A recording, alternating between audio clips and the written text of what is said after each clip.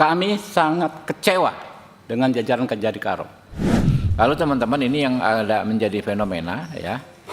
Kami melihat adanya perlawanan, mungkin saja dari aparat penegak hukum kotor yang tidak merasa nyaman dengan aktivitas kami mendengar aspirasi rakyat dan menggelar RDPU. Hari ini ada sekelompok orang yang melakukan demo di sana.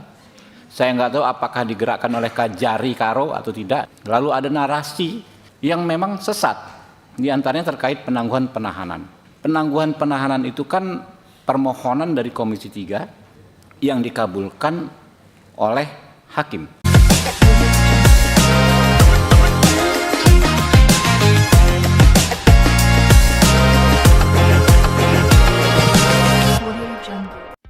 Akhir-akhir ini banyak masyarakat yang menyampaikan pengaduan kepada Komisi 3 DPR RI terkait dengan kasus hukum yang sedang menimpa dirinya sendiri.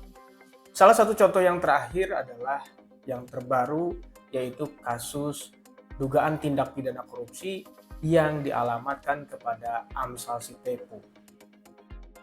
Jadi kasus ini berawal dari dugaan adanya markup anggaran yang dilakukan oleh Amsal Sitepu dalam pengadaan video sebuah desa atau beberapa desa di Kabupaten Karo. Kemudian Amsal Sitepu ini ditahan dan disidangkan di pengadilan. Di tengah-tengah proses peradilan tersebut, Amsal Sitepu didampingi oleh kuasa hukumnya kemudian mengadu kepada Komisi 3 DPR RI karena dianggap bahwa apa yang terjadi pada dirinya itu adalah sesuatu yang semestinya tidak terjadi. Kenapa? Karena dirinya tidak merasa dia melakukan tindakan korupsi.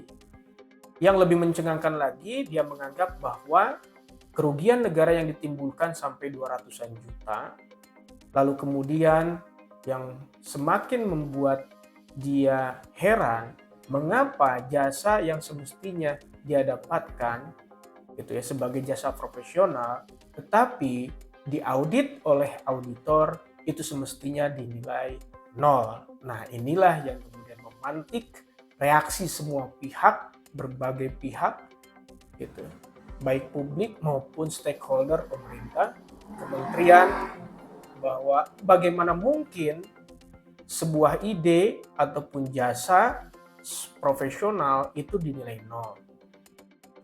Terlepas dari itu semua, kita melihat kenapa banyak sekali pengaduan masyarakat kepada Komisi 3 DPR RI.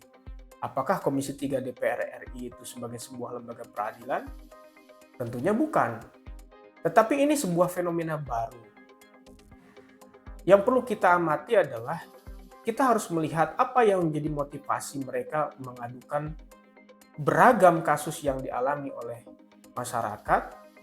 Karena bisa jadi pertama adalah adanya krisis kepercayaan terhadap sistem peradilan kita, krisis kepercayaan terhadap penegak hukum kita. Tetapi apakah DPR bisa mencampuri sistem penegakan hukum yang itu menjadi domain daripada penegak hukum? Tentu juga tidak. Seakan kita hari ini dibuat bingung. Karena di dalam cabang kekuasaan negara, DPR itu masuk dalam rumpun kekuasaan legislatif. Bagaimana mungkin legislatif ini bisa mencampuri urusan yudikatif? Tentunya tidak bisa. Tetapi dalam prinsip ini yang diperlukan adalah kita harus melihat lembaga DPR RI itu sebagai organ negara yang memiliki wewenang untuk melakukan fungsi pengawasan dalam prinsip sesuai dengan prinsip check and balances. Apalagi DPR RI itu memiliki mitra kerja seperti halnya lembaga-lembaga penegak hukum, termasuk di dalamnya adalah kepolisian, kejaksaan, termasuk juga adalah Mahkamah Agung.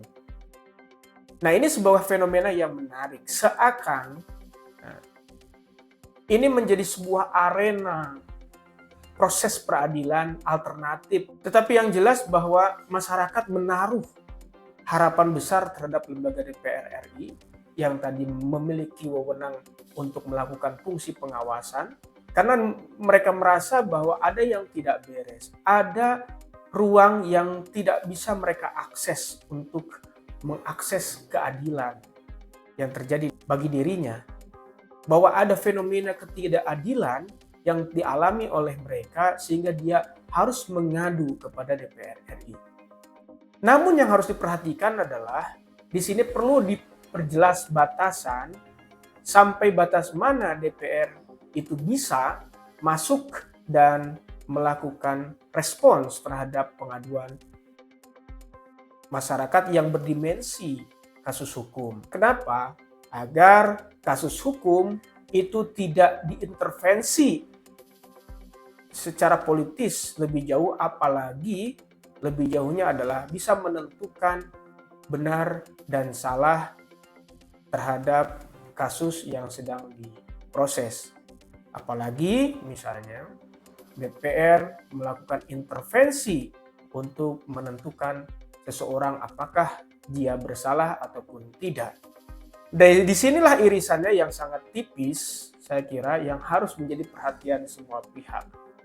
Bahwa DPR memang hari ini menjadi harapan publik agar semua permasalahan bangsa, terutama yang terkait dengan penanganan kasus hukum di tengah ketidakpercayaan publik yang cukup tinggi terhadap institusi penegak hukum, DPR diharapkan bisa hadir menjadi lembaga pengawas untuk memastikan bahwa hukum dan peraturan perundang-undangan yang berkaitan dengan sistem penegakan hukum ini bisa berlangsung secara fair dan adil. Tetapi jangan pula terjadi bahwa DPR ini menjadi sebuah institusi penegakan hukum yang bisa mengadili setiap perkara-perkara hukum yang ada di Republik ini.